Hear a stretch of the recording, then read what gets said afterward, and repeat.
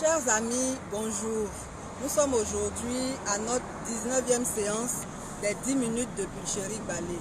Je suis Pulchérie Balé, présidente du Forum des organisations de la société civile ivoirienne, en abrégé FORCI, également présidente de Alternative citoyenne ivoirienne, ACI. Aujourd'hui, nous allons aborder la question du calvaire des contractuels, des enseignants du privé et des CAFOPLI. En ce qui concerne les contractuels, ce sont des enseignants qui ont été recrutés en 2019 pour casser la grève des enseignants du secondaire. Ils ont été formés seulement en 2 mois et ils ont été mis sur le terrain par vague avec un très bas salaire de 150 000 francs par mois. Malheureusement, depuis plusieurs mois, ils sont en souffrance de paiement de leur salaire et le ministre de l'Éducation nationale a promis hier même que la semaine prochaine, leurs arriérés seront payés. Vous voyez bien qu'on ne peut pas être un bon enseignant quand déjà on a été recruté précipitamment, on n'a pas été bien formé au niveau de la pédagogie et en plus on nous affame sur le terrain. Donc ça c'est le premier cas. Le second cas, c'est le cas des enseignants du privé. Ce sont des enseignants que vous connaissez tous, qui existent dans tous nos établissements privés, qui sont régis par une convention qui n'est pas respectée. La convention demande que ces enseignants-là soient payés à 163 000 francs en net, au moins, et qu'ils soient payés 9 mois dans l'année. Dans la pratique, ce n'est pas ce qui se passe. On les paye même à moins de 100 000. Certains montent à 110 000. Et ils ne sont pas payés pendant les 9 mois. Si l'année scolaire a eu le malheur de commencer en milieu d'année, souvent même les 2 premières semaines ou la première semaine de l'année qui concerne la fin du premier mois, on ne paye pas ça. Et donc certains sont payés à 8 mois plutôt que de 9 mois. Ou même à 7 mois des fois. Et donc, cette convention-là n'est pas respectée. Les enseignants ont des salaires de misère. Et ça oblige certains à contracter plusieurs engagements auprès des établissements scolaires. Donc il y en a qui enseignent dans 2, 3, 4 établissements, ça les épuise physiquement, mais ils n'ont pas le choix parce qu'ils veulent arrondir leur fin du mois. Certains aussi enseignent 2 matières pour pouvoir s'en sortir. Mais au niveau même des heures supplémentaires, il y a des fondateurs qui se permettent de leur faire des heures supplémentaires et ils payent selon leur bon vouloir. Et tout ça, ça met les enseignants dans des situations vraiment très difficiles. C'est pour cela que nous voulons insister sur l'importance de faire le contrôle pour la mise en application de cette convention-là. Parce que ce n'est pas normal que les fondateurs soient libres de traiter les enseignants comme ils veulent. L'État doit protéger ces travailleurs-là. Ils ne sont pas aussi déclarés à la CNPS pour la plupart. Et malgré cela, il y a des fondateurs qui malhonnêtement leur prélèvent une partie de leur salaire sous prétexte de payer la CNPS qui ne paye pas en réalité. Ça fait que ces enseignants-là, pour la plupart, n'ont pas droit à la retraite puisqu'ils ne cotisent pas à la CNPS. Et donc, ils sont dans une précarité, une insécurité sociale inqualifiable. Ils n'ont pas d'assurance. Il y a des établissements qui font l'effort de contracter avec des pharmacies qui peuvent donner des médicaments à crédit. Mais à la fin du mois, on coupe encore dans le salaire. Donc, ça fait que la situation n'est pas résolue. Mais au moins, ils peuvent prendre des médicaments à crédit. Ensuite, il y a la prime de transport. Normalement, les travailleurs ont droit à 25 000 francs de prime de transport. Mais ces enseignants du privé, là, on leur donne 7 500. Et depuis l'année passée, cette prime a augmenté de 5 000. Donc, elle est passée à 30 000. Mais eux, ils sont toujours dans leur situation de 7 500. Il y en a même qui n'ont pas de prime de transport.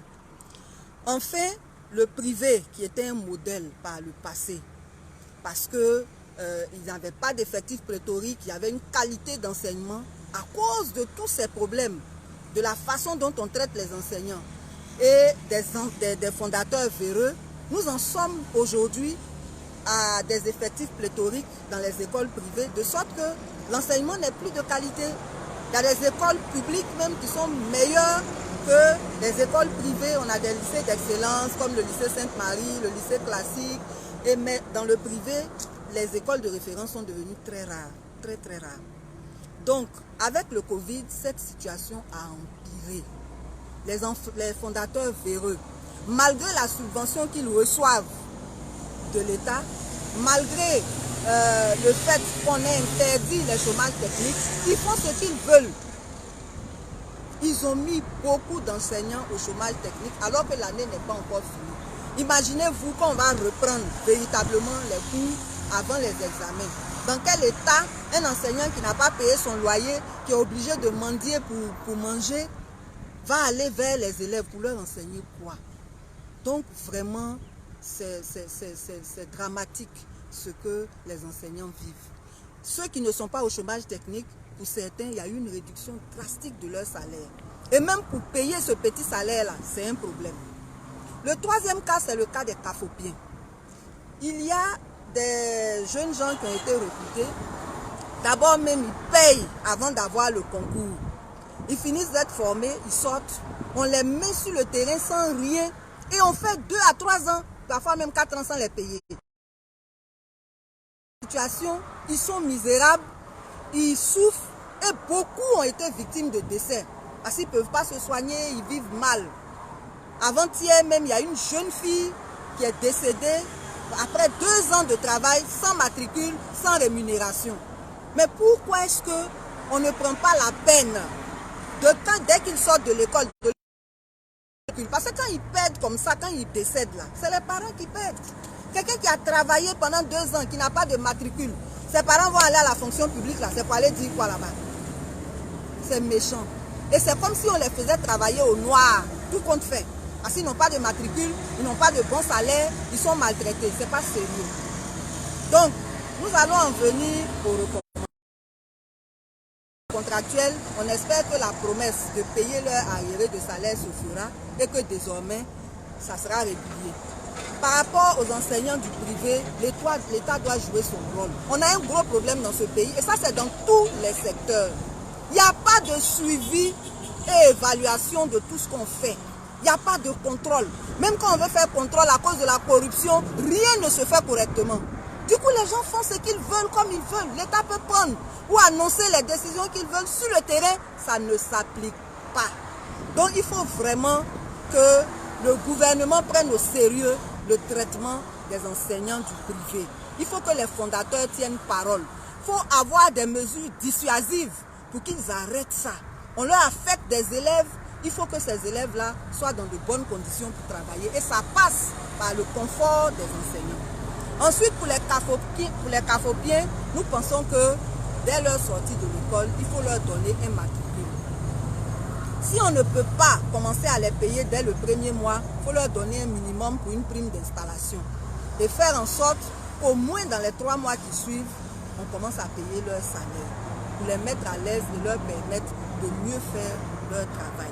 Nous pensons qu'on ne peut pas perpétuer ce qui existait au XXe siècle encore au XXIe siècle.